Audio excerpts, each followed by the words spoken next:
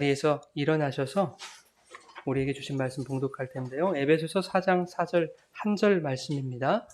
4절 한 절 말씀 우리 같이 봉독하겠습니다. 몸이 하나요 성령도 한 분이시니 이와 같이 너희가 부르심의 한 소망 안에서 부르심을 받았느니라. 아멘. 살아계신 하나님의 말씀입니다. 앉아 주십시오.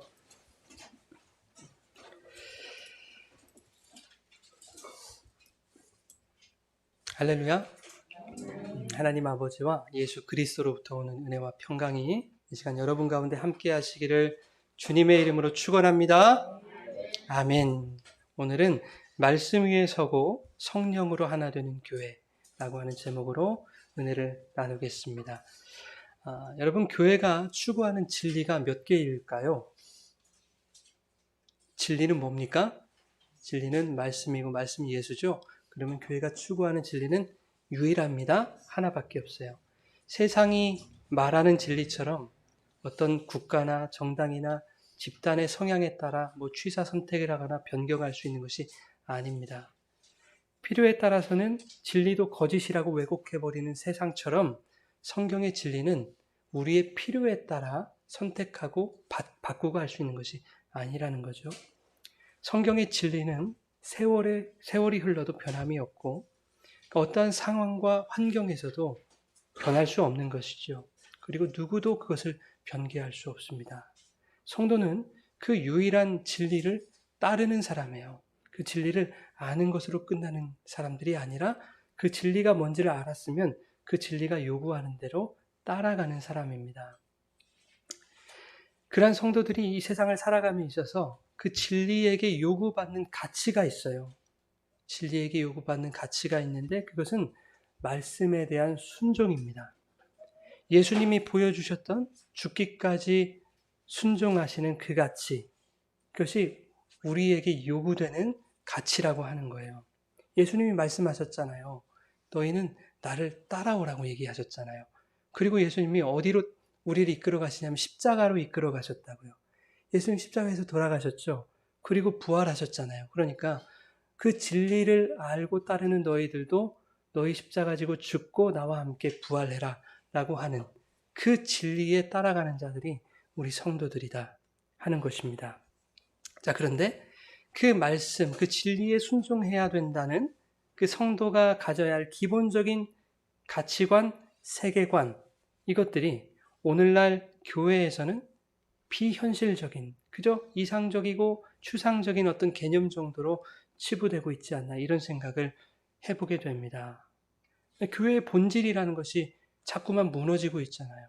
그리고 우리는 이런 교회다라는 겉모양에 치중하는 그런 교회들이 너무 많이 생겨나고 있죠. 요즘에 제 주변에서도 개척하는 분들이 많이 있는데요. 어떤 마음을 가지고 개척하냐면 물론 바른 마음으로 가지고 개척하시는 분들 계시지만 우리는 이런 교회 할 거야 라는 것이 본질보다 더 커져 있는 분들이 계시더란 말이죠. 여러분, 저 같은 목사들은요, 목회 전략 세미나 같은 거 많이 듣습니다. 많이 가봤고요. 또 목사님들의 어떤 커뮤니티가 있어요. 카톡에도 제가 서너 개 있는데, 그런데 들어가 보면 목사님들이 이런 말씀 하세요. 교회도 이제는 차별화되고 특징이 있어야 살아남는다. 이런 얘기를 하신단 말이에요. 그냥 성도들이 얘기하는 것이 아니라 목사님들이 그렇게 얘기를 하신단 말이죠. 요즘 세상에 교회가 차별성이나 특색 갖추는 거, 그거 저 중요하다고 생각합니다. 교회 나름대로의 캐릭터를 갖는 거, 그거 무시해서는 안 되겠죠. 우리 교회도 선교하는 교회잖아요. 그러나 교회는 차별성과 특색으로 살아남는 집단이 아니다라는 거예요. 교회는 말씀의 토대 위에만 세워지는 것이기 때문에 진정한 교회라면 살아남는 방법을 찾아야 하는 것이 아니라 이미 말씀을 양분으로 삼아 살고 있다는 거예요. 교회가 크든 작든 성도 많든 적든 많은 일을 하든 그렇지 않든 그게 교회라면 그 말씀의 자양분으로 우리는 살아가고 있다라고 하는 겁니다. 교회가 살아있다는 것은 교회 구성원들의 역동성이나 교회가 추구하는 사업의 성과 또는 교회의 규모 따위로 증명할 수 있는 것이 아닌 거죠. 그것들이 얼마나 보여지고 얼마나 나타나느냐로 교회가 살아있다 죽었다를 평가할 수 없다고 하는 겁니다. 많은 분들이, 적지 않은 분들이 이렇게 얘기해요. 교회가 살아있으면 하나님이 함께 하실 것이고 하나님이 함께 하시면 교회가 부흥한다 이렇게 얘기를 해요. 여기서 부흥이라는 것은 양적 성장을 말하는 거겠죠? 예, 저는 그 주장을 반박하지 않습니다. 예, 하나님이 함께 하시면 하나님이 일하실 것이고 부흥하실 거예요. 부흥하게 하실 거예요. 그렇게 양적으로 성장시키시는 교회가 분명히 있습니다. 그러나 그렇지 않더라도 하나님이 역사하시는 거예요. 자, 엄청난 규모임에도 불구하고 하나님이 함께 하시지 않는 것 같은 교회라고 부르기에도 민망한 그런 죽은 교회, 죽은 곳들이 있다라고 하는 것, 우리는 귀로 듣고 눈으로 보고 있지 않습니까? 예.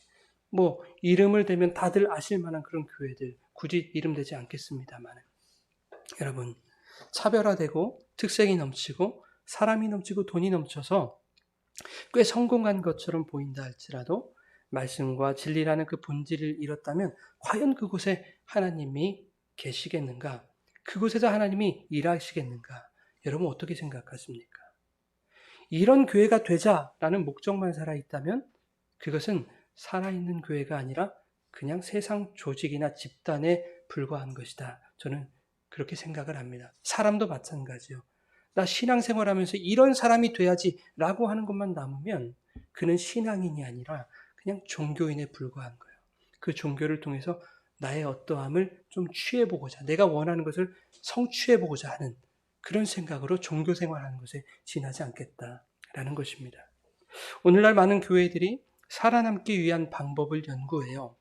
어떻게 주님께 거룩한 예배를 드릴까? 어떻게 거룩한 삶의 제사를 하나님 앞에 올려드릴까를 연구하는 것이 아니라 어떻게 하면 교회가 살아남을 수 있을까를 연구한단 말이죠. 차별화하고 경쟁력을 갖추기 위해서 여러 가지 방안들을 모색하고요. 주력 사업들을 만들어내서 열심히 수행을 합니다. 그러면서 더 많은 성과를 올리기에 여념이 없어요. 그래야 좋은 교회, 훌륭한 교회라는 타이틀을 얻을 수 있고 이상하게도 그러한 교회들의 사람들이 많이 몰립니다. 예, 교회도 세상의 논리대로 따라가고 있는 거예요. 이건 비단 교회만의 문제는 아니겠죠. 성도들 개개인의 문제이기도 해요. 성도들의 가치관과 신앙에 대한 이해가 여러분 제각각입니다. 오늘날 신앙을 통해 기대하는 성도들의 그 개개인의 가치가 매우 다양화되었어요.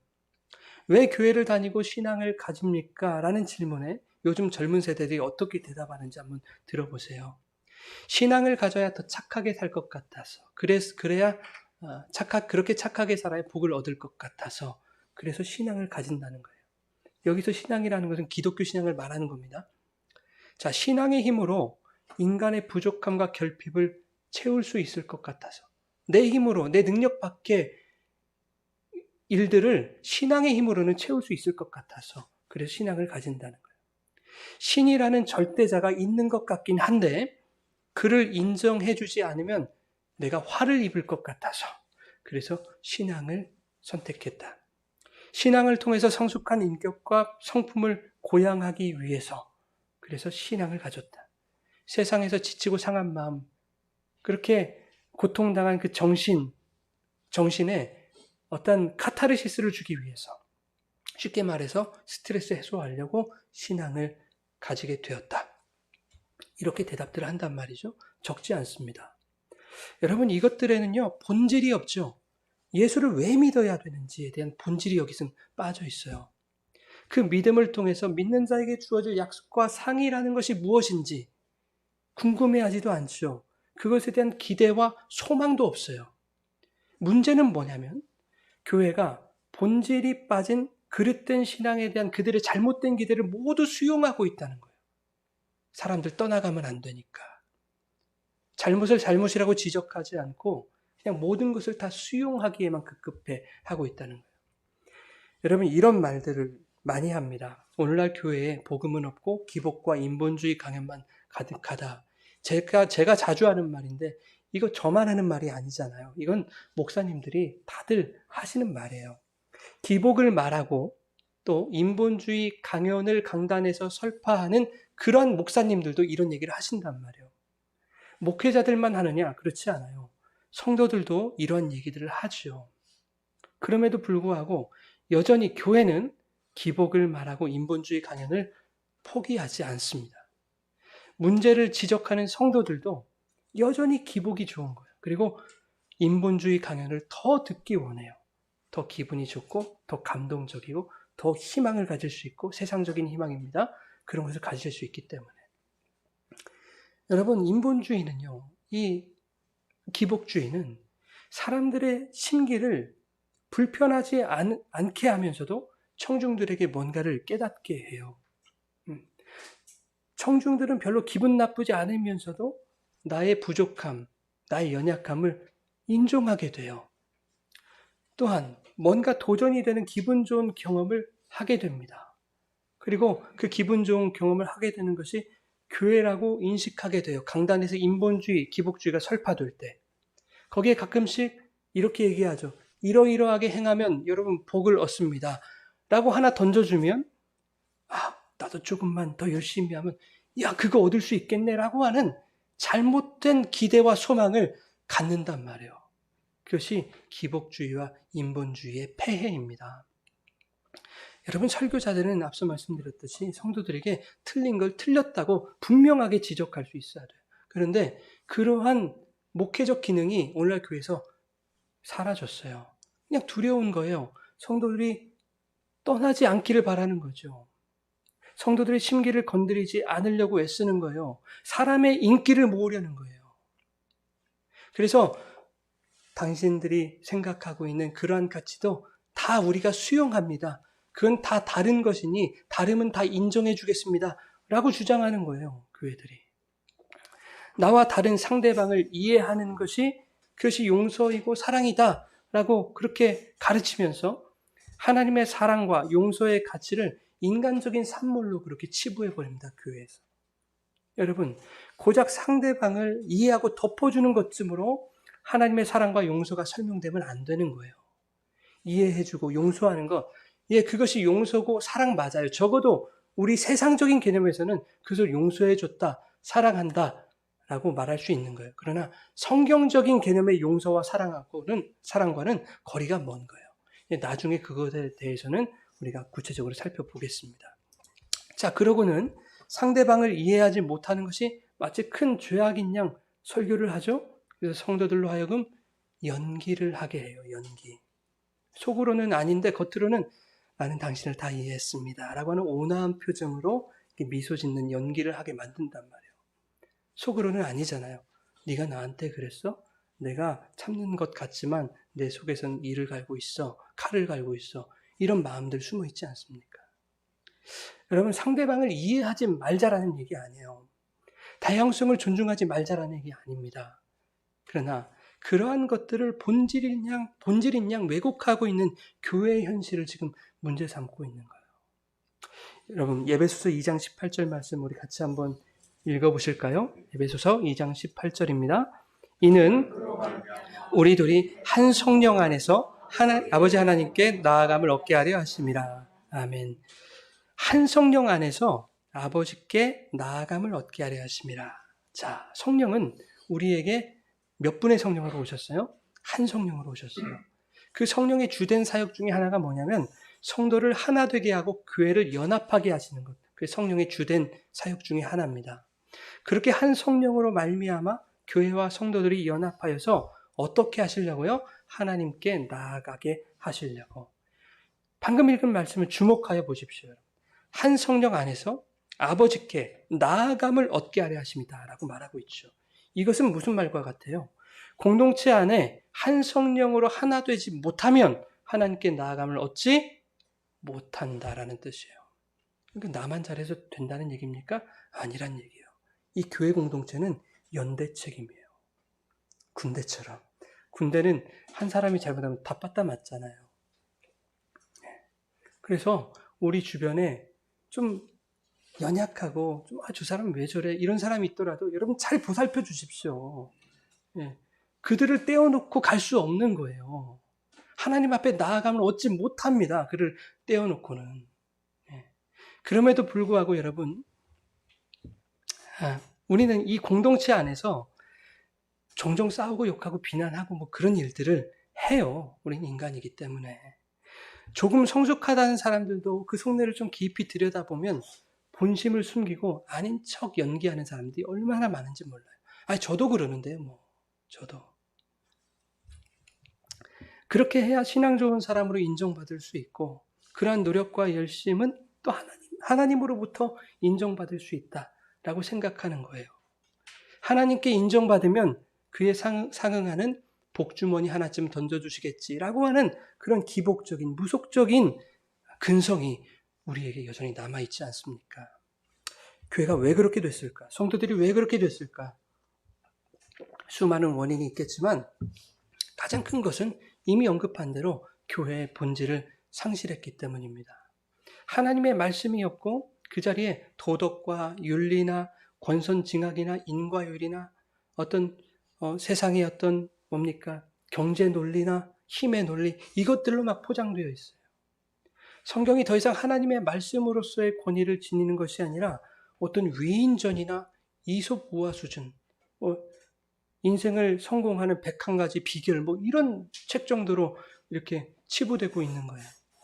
잘하면 복 받고 못하면 벌 받고, 누구나 본받아서 성경의 인물 중에 누구누구를 본받아서 나도 그처럼 한번 살아내요. 내 이름도 한번 빛내보자. 이런 생각들을 갖고 있는 거예요. 성경 말씀 속에서 이렇게 세상에서 성공하는 방법이나 비결이나 처세술 같은 거, 이런 것들을 찾으려고 애쓴단 말입니다. 말씀의 진의를 모르니까 자꾸 나만 드러나기를 원하는 것이고 나의 세상적인 안정과 건강과 성공에만 집중하기를 원하는 거예요. 복음이 뭐고 진리가 뭘 말하는지 모르니까. 교회의 하나됨이라는 게 있어요. 성령의 연합이라는 게 있어요.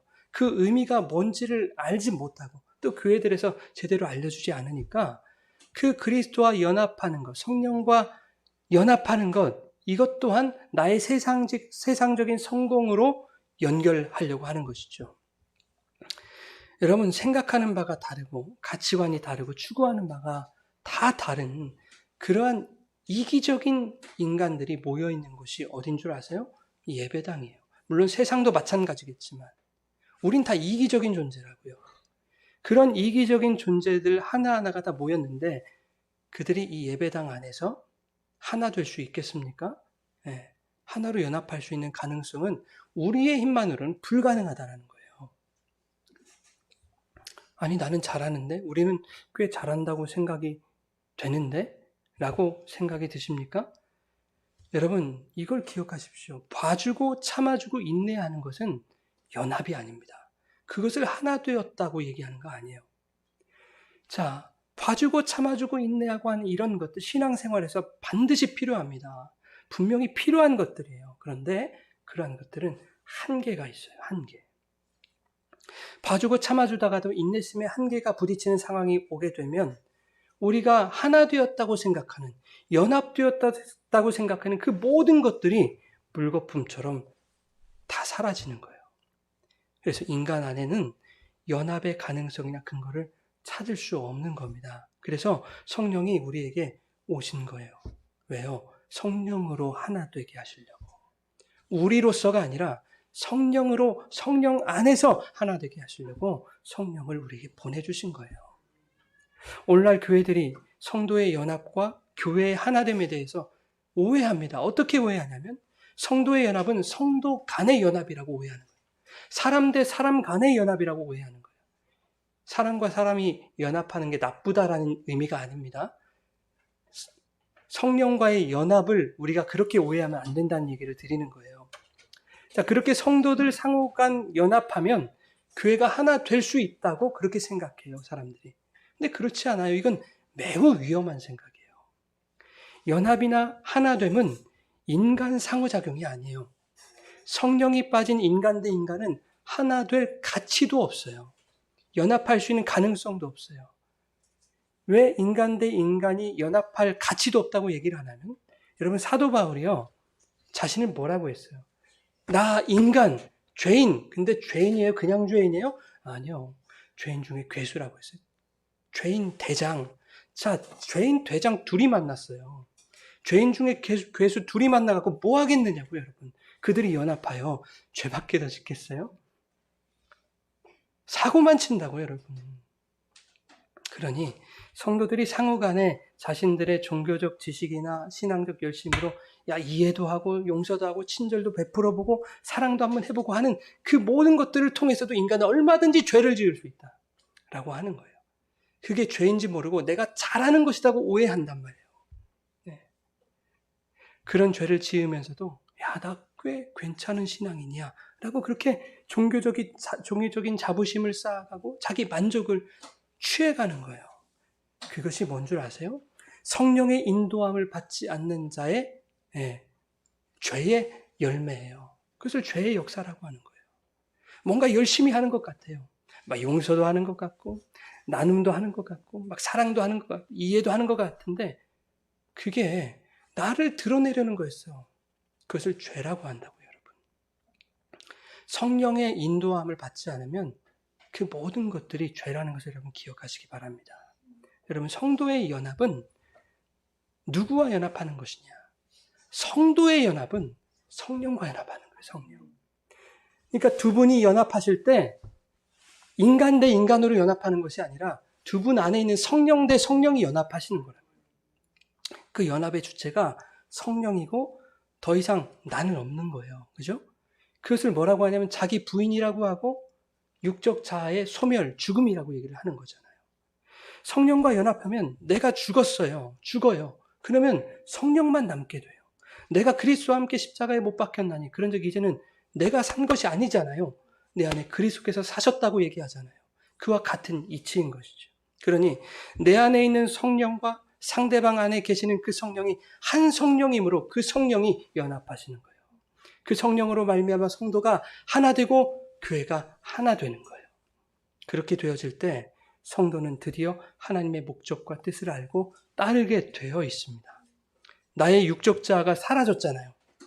성령과 연합했을 때 나의 육적 자아가 소멸됐잖아요. 내가 죽었잖아요. 그러니 내 마음의 소리를 나는 듣지 못하는 게 더 이상 성령의 소리만 듣게 되는 건 너무나 당연한 이치 아닙니까? 여러분, 에베소서 4장 4절 우리 같이 한번 읽어보실까요? 몸이 하나요 성령도 한 분이시니 부르심의 한 소망 안에서 부르심을 받았느니라. 아멘. 부르심의 한 소망 안에서 부르심을 받았대요. 자, 성령이 한 분이시래요. 성령이 한 분이시라는 거 누가 몰라요, 여러분. 그런데 몸이 하나라는 것, 이게 무슨 뜻인지 우리가 한번 살펴보기로 하죠. 여러분, 몸이 하나라는 것, 모두가 동일한 손이 되는 것, 모두가 동일한 발이 되는 것은 아닐 거예요. 다 손되고 다 발되면 그것을 우리는 뭐라고 하냐면 기형이라고 해요. 자, 그런데 각 지체가 서로 다른 모습을 가지고 있으면서도 조화를 이루는 그것을 몸이 하나 됐다라고 말하고 있는 것입니다. 그런데 한 몸을 이룬다는 것은 성경적 지식이나 종교적 어떤 열성에 의해 되어지는 것이 아니다. 나의 어떤 인간적인 능력이나 자격으로 되어지는 것이 아니다. 어떻게 되어지는가? 한 성령께서 조율하시고 지휘하셔야 한 몸을 이룰 수가 있어요. 그러니까 한 성령께서 무엇을 위해서 우리를 조율하시고 지휘를 하십니까? 방금 읽은 말씀 속에서 부르심의 한 소망을 위해서 우리를 조율하시고 우리를 지휘하시는 거예요, 여러분. 오케스트라가 있어요. 오케스트라는 지휘자의 인도를 받을 때라야 멋진 연주를 이렇게 탄생시킬 수 있는 거예요. 지휘자의 인도를 받는다는 것은 그의 지휘봉을 본다는 것과는 좀 다른 얘기죠, 여러분. 지휘자의 손끝을 잘 본다고 해서 좋은 음악이 탄생할 수 있는 것은 아니에요. 그의 의도를 읽고 그 손끝에 자신을 온전히 내맡겨야 돼요. 그래야 좋은 음악이 탄생해요. 그러나 그의 손끝을 보고 있으면서도 그 지휘자의 의도와는 다르게 자신만의 색깔을 내는 것이 더 멋진 연주가 될 것이다 라고 하는 그러한 고집을 부리게 된다면 그날 오케스트라는 망치는 거예요. 여러분, 하나가 된다는 것은 각각의 악기들이 모두 솔로를 하고 싶어하는, 모두 튀고 싶어하는 그 다양성을 모두 인정해주고 받아주자라는 것이 아닙니다. 오해하셔서는 안 돼요. 여러분, 박수는 손바닥과 손바닥이 만나야 박수인데요. 한 손이 그것을 거부해요. 나는 뺨과 만나는 것이 박수라고 생각해. 이렇게 주장을 한다고 한번 해보죠. 그러면 그것을 누가 받아줄 수 있느냐 말이에요. 그것을 받아줬다가는 싸다구를 맞는 거예요. 아파요. 고통이 찾아와요. 아파라. 한 몸이 된다는 것은 공동체 구성원이 추구하는 각각의 신앙의 가치를 모두 인정해 주자라는 게 아닙니다. 그들이 생각하는 신앙의 가치가 박수는 뺨을 때리는 거야 라고 생각하는 잘못된 가치일 수도 있기 때문에요. 다 받아들여서는 안 돼요. 각자 다른 생각을 가지고 있고 다른 가치관을 가지고 살지만 박수 칠 때는 손과 손이 만나야 한다라는 지위를 받는 것이 그게 하나 되는 거예요. 박수는 손으로 뺨 때리는 거 아니야? 라는 지적을 수용할 수 있는 것이 하나 되는 거예요, 여러분. 지휘자가 좋은 연주를 이루겠다는 그 목적 하나를 가지고 오케스트라를 조율하고 지휘를 하거든요. 그것처럼 성령도 무엇을 위해서? 오직 부르심의 한 소망을 위해서 성도를 조율하고 교회를 지휘하시는 거예요. 다른 거 없어요. 여러 소망이 아니에요. 오직 한 소망이에요. 그 한 소망이 무슨 소망입니까? 눈에 보이는 이 땅의 것들에 대한 소망이라고 말씀합니까? 그렇지 않아요. 내가 바라고 소원하는 것, 세상적인 것들에 대한 그런 성취라고 말씀합니까? 그렇지 않습니다. 성경은 이렇게 말해요. 로마서 8장 24절과 25절 우리 같이 읽겠습니다. 소망으로 구원을 얻었으며 보이는 소망은 소망이 아니니 보는 것을 누가 바라리요? 만일 우리가 보지 못하는 것을 바라면 참음으로 기다릴지니라. 아멘. 우리 말씀의 의미를 곱씹어보면서 다시 한번 읽어보겠습니다. 우리가 소망으로 구원을 얻었음에 보는 것을 누가 바라리요? 만일 우리가 보지 못하는 것을 바라면 참음으로 기다릴지니라. 아멘. 자, 우리가 소망으로 구원을 얻었다고 말하고 있는데 그 소망은 무엇에 대한 소망이라는 것입니까? 구원에 대한 소망이라는 거예요. 그것이 오직 한 소망이라는 거예요. 다른 소망 없다는 거예요. 여러분, 우리는 근데 구원은 믿음으로 얻는다 그랬어요. 에베소서 2장에 보니까 너희가 그 은혜에 의하여 믿음으로 말미암아 구원을 얻는다. 그렇게 말씀하지 않습니까? 근데 방금 읽은 말씀에서는 소망으로 구원받는다 또 이래요. 그렇죠? 그럼 이게 무슨 뜻이겠느냐고요. 한번 생각을 해보세요. 그렇구나. 믿음과 소망은 매 한 가지구나 라는 뜻이에요. 히브리서 11장에 뭐라고 되어 있냐면 믿음은 바라는 것들의 실상이요 보이지 않는 것들에 대한 증거다. 보이는 것에 대한 증거라고 말하지 않았어요. 그렇죠? 그런데 방금 읽은 로마서 8장의 말씀에 보이는 소망은 소망이 아니고 그리고 소망은 보이지 않는 것을 바라는 것이다. 이렇게 말씀하고 있단 말이에요. 히브리서와 동일한 내용을 얘기하고 있어요. 결국 믿음과 소망은 같은 것이다. 이렇게 말씀하고 있는 거예요. 자, 믿음은 그 소망이 반드시 이루어질 것이라는 믿음이고요. 소망은 그 믿음이 반드시 실현될 것에 대한 소망이에요. 성경은 한 가지만 얘기하고 싶은 거예요. 믿음을 통해서도 구원 얘기하고 싶은 것이고 소망을 통해서도 구원을 말하고 싶으신 거예요. 그럼 뭐 남았어요, 여러분? 믿음, 소망 했으니까. 사랑 남았어요. 그럼 사랑은 무슨 얘기를 하고 싶을까요? 구원 얘기하고 싶겠죠. 그래서 믿음, 소망, 사랑은 똑같은 거예요, 여러분. 자, 여러분. 믿음도 구원을 얘기하고 소망도 구원을 얘기하고 싶어요. 이것이 지휘자이신, 우리의 머리이신 예수 그리스도, 그 성령 하나님의 유일하신 뜻인 거예요. 여러분, 우리는 무엇을 믿습니까? 하나님이 우리의 삶을 보다 경제적으로 윤택하게 해주실 것을 믿습니까? 여러분, 우리는 무엇을 소망합니까? 이 땅에서 남들보다 높은 지위를 얻을 수 있을 것이라는 그것을 소망합니까? 성령 하나님은 우리에게 이것을 원하세요.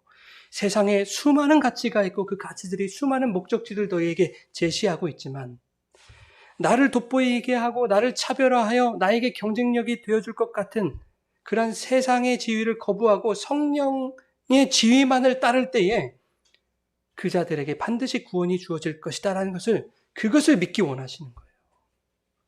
이 땅에 기막히고 답답한 현실을 우리가 살아갈 때에 그러지 않습니까? 저것만 붙잡으면 내 이 암울한 인생에도 찬란한 빛이 찾아올 것 같다라고 하는 그런 세상적인 소망이 보여지지 않습니까? 그럴 때에 세상이 보여주는 그 소망을 거절하고 지금 당장 내 눈앞에 보이지는 않지만 반드시 나에게 찾아오고 이루어질 아버지의 나라, 그 영생을 소망하기를 원하시는 거예요, 하나님. 여러분, 이것이 여러분의 믿음이 되고 소망이 확신되어지기를 주님의 이름으로 축원합니다. 다른 믿음과 다른 소망은 없는 거예요. 그런가 하면 말씀 보니까요, 소망을 어떻게 하래요? 25절에 어떻게 기다리랍니까? 참음으로 기다리라. 그래요. 자, 로마서 5장 3절 4절에도 이렇게 말씀합니다. 우리 같이 읽어볼까요? 로마서 5장 3, 4절. 다만 이뿐 아니라 우리가 환난 중에도 즐거워하나니 이는 환난은 인내를, 인내는 연단을, 연단은 소망을 이루는 줄을 알미로다. 아멘. 자, 환난은 인내를, 인내는 연단을, 연단은 소망을 이룹니다. 이게 무슨 말이냐면 소망은 참아야 이루어진다라는 뜻이에요. 자, 참아야 이루어진다라는 것까지는 좋아요. 그런데 환난 중에 어떻게 즐거워할 수 있냐는 말이에요. 여러분, 어떻게 환난이 즐겁죠? 환난이 즐거우면 여러분 어떤 사람이에요? 좋은 병원을 소개시켜줘야 돼요. 그런 분들에게 잘 보살펴줘야 되는 그런 안타까운 사람이에요. 환난이 즐거우면 여러분 미친 거예요. 그런데 환난이 즐거우려면 뭔가 이유가 있어야 될 거 아니에요? 네. 이유가 너무나도 단순하고 간단해요. 그 이유는 뭐냐면 장차 이루어질 그 소망이 현재 환난을 100번, 1000번 겪는다고 해도 바꿀 수 없는 엄청난 가치를 갖고 있으면 돼요. 장차 우리에게 이루어질 그 소망이. 그 소망이 무엇인가? 한 소망밖에 없어요. 바로 구원의 한 소망이라는 거예요. 그러니 구원은 어떻게 하는 것이다? 참음으로 기다리는 것이다. 라고 말씀하고 있어요. 여러분, 나사로는 거지로 평생 살다가 어떻게 됐습니까? 천국 갔어요. 영원한 생명을 얻었어요. 부자는 한평생을 떵떵거리고 살다가 지옥에서 물 한 방울 구걸하는 신세가 됐어요. 여러분, 그런 부자가 부러우십니까? 저는 하나도 안 부러워요. 그냥 영빈아, 너 미안한데 거지 되라. 내가 천국 줄게. 그럼 저 거지 되겠어요. 정말이에요. 뭐가 미련이 있어요? 천국에서 물 한 방울 구걸하는 부자를 보고 있는데 내가 아이고 안타깝게 됐다. 근데 돌이킬 수 없어. 나는 천국 왔네. 이럴 건데 뭐가 아쉽습니까?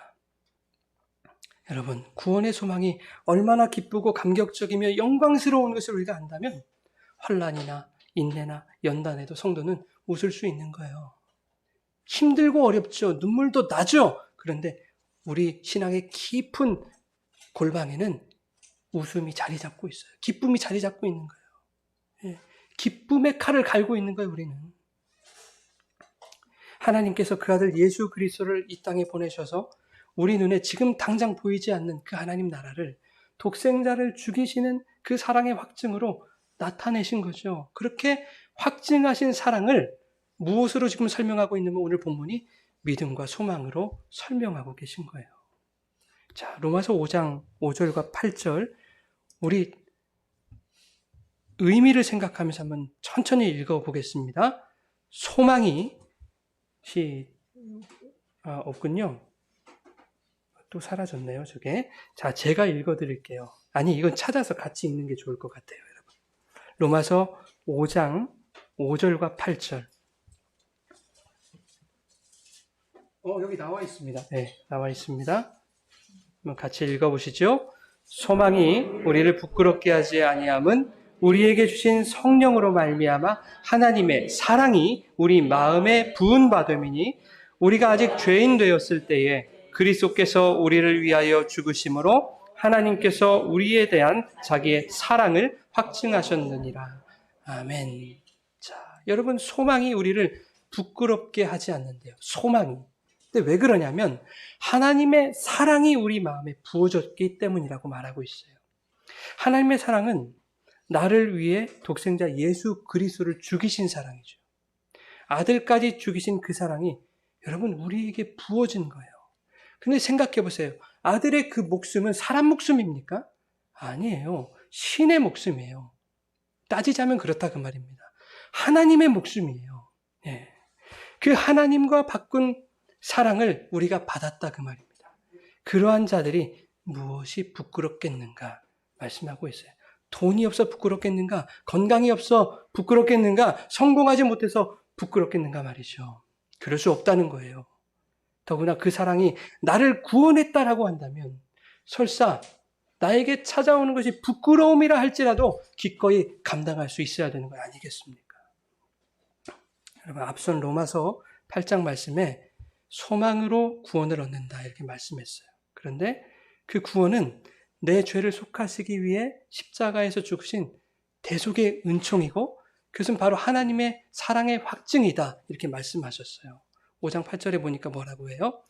우리를 위하여 죽으심을 하나님께서 우리에게 대한 자기의 사랑을 확증하셨다 이렇게 말씀하신단 말이죠. 자, 그래서 이 소망이라는 것은 하나님의 사랑의 확증이에요. 소망은 곧 사랑이라는 거예요. 우리가 앞서 믿음과 소망 같은 것이라고 말씀드렸는데 사랑도 이와 같다. 이렇게 성경은 믿음과 소망과 사랑을 통해서 오직 하나만 얘기하고 싶은 거예요. 죄인들의 구원만을 말하고 싶은 거예요. 그래서 고린도전서 13장에 뭐라고 합니까? 믿음, 소망, 사랑 이 세 가지는 항상 함께 있을 것인데 그 중에 제일은 사랑이에요. 이게 무슨 말이냐면 이 셋은 항상 함께 있고 항상 같은 것이면서 이 셋이 결국 설명하고자 하는 것은 무엇이냐? 예수님이시고 하나님이시고 성령이신 바로 그 사랑을 설명하는 거다 라는 뜻입니다. 이 믿음, 소망, 사랑은 우리에게 어떻게든 구원을 설명하시려고 하시는 것이고 그 구원을 설명하셔서 죽어가는 백성들이 영생을 얻게 하시려는 하나님의 필사의 노력이라고요. 그리고 하나님의 식을 줄 모르는 열정이에요. 지칠 줄 모르는 하나님의 열심입니다. 여러분, 이러한 하나님의 집요하고 끈질긴 열심과 열정과 일하심에 붙들려 있는 분들이 여러분들이라고요. 그래서 여러분들이 복덩어리예요. 복덩어리. 근데 세상에서 무슨 복을 그렇게 찾으시려고 하는 거예요? 복이 여기 있는데 복덩어리. 옛날에 무슨 베토벤 막 이랬으면 똥덩어리가 아니라 완전 반대되는 복덩어리들. 네. 여러분, 성경이 말씀하고 있는 하나됨은 성부, 성자, 성령이 하나이시고 믿음, 소망, 사랑이 하나인 것처럼 말씀과 성령과 내가 하나 되는 것이에요. 인간 대 인간의 하나됨이 아니라 여러분, 인간 대 인간의 연합을, 인간 대 인간의 하나됨을 계속해서 추구하다 보면 우리의 신앙생활에 회의감과 절망과 실망감만 찾아와요. 왠 줄 아세요? 나는 왜 이렇게 오래 신앙생활 했는데 이 모양인가? 사람들은 나를 칭찬해요. 왜요? 연기하니까 참아주는 것 같고 또 용서하는 것 같고 그렇게 보이니까 나를 칭찬한단 말이에요. 그런데 나는 나를 너무나 잘 알잖아요. 사람들에게는 용서하는 것처럼 보이는 그것이 가식이라는 걸 내가 누구보다도 잘 알잖아요. 예, 그래서 절망이 쌓이게 돼요. 나는 도대체 왜 그럴까? 수십 년을 신앙생활했는데 도대체 나는 왜 이 모양일까? 믿음 좋은 저 장로님, 권사님, 집사님 알고 보니 다 가식이었네. 예, 상대방의 그 외식적인 가식적인 행위에 실망만 하게 되는 거예요. 인간 대 인간의 연합을 추구하면. 그런데 성경은 또 뭐라고 하냐면 참 희한해요. 7번을 70번씩이라도 용서하라 그렇게 말씀한단 말이에요. 그렇죠? 우리는 그럴 존재가 아닌데 7번을 70번이라도 용서하래요. 77에 49, 490번 용서하면 되잖아요. 될까요? 그런 말은 아니겠죠. 끝까지 용서하라는 뜻이겠죠. 그러나 여러분, 그 끝까지 참고 인내하고 용서하는 그 용서는 우리의 영역이 아니에요. 그것은 성령의 영역이에요. 하나님의 영역이에요. 그러니 우리가 성령과 연합할 때라야 용서의 가능성이 조금 우리에게서 나타나는 거예요. 내가 신앙생활 한 50년 해봤더니 용서의 내공이 이만큼 쌓이더라가 아닌 거예요, 여러분. 그건 다 거짓말인 거예요. 여러분, 용서가 뭡니까, 용서? 용서는요, 용서할 수 있는 것을 용서하는 게 용서가 아니에요. 용서를 했다면 그것은 이미 용서받을 만한 일도 아닌 거예요. 그렇죠? 용서라고 하는 것은 뭐냐? 용서할 수 없는 것까지 용서하는 것이 용서예요. 그 용서는 삼위 하나님만 가능한 거예요. 네. 하나님은 의로우신 분이기 때문에 죄를 간과하실 수 없어요. 그냥 죄를 방치하실 수 없어요. 죄를 심판하셔야 하나님은 의로우신 하나님이에요. 그런데 그 의로우신 분이 죄인들을 용서하셨다고요, 여러분. 이게 무슨 일이에요? 용서해서는 안 될 것까지 용서하셨단 말이에요. 그럴 수 있는 분은 오직 하나님밖에 없어요. 어떻게 용서를 하시냐면요, 아들을 잡아 죽이는 것으로 용서하셨단 말이에요. 그 정도는 되어야 그것을 용서라고 해요, 여러분. 그러니까 우리 함부로 난 누구를 용서했네 이런 말 하시면 안 되는 거예요. 네. 우리는 그 용서를 할 수 없는 사람들이에요. 이해하고 참아주는 것을 세상에서는 용서라고 할지 모르겠어요. 그러나 그것이 성경적인 용서는 아닙니다. 이해하고 참아주는 것은 내가 할 수 있는 범위 안에 있기 때문에 그것이 가능한 것이죠. 그러나 그 범위를 넘어서면 인간은 어떤 줄 아세요? 가중처벌하고 싶은 거예요.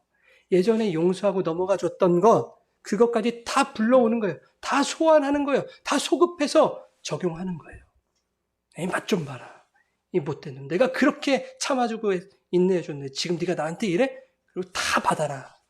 이런단 말이죠. 인간은 용서가 불가능해요, 여러분. 나에게서 용서의 가능성을 찾지 마십시오. 왜 나는 불가능하냐고. 하나님, 어떻게 이렇게 불가능한 나를 사랑하시냐고. 이 불가능한 나를 어떻게 용서하셨냐고.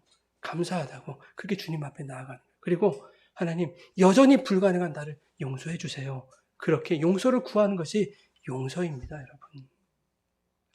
여러분, 참아주고 이해하는 것 같지만, 웃는 얼굴과 너그러운 표정으로 연기는 하고 있지만, 뒤에서 험담하고 속으로 분을 사귀는 그런 우리의 모습들이 있지요.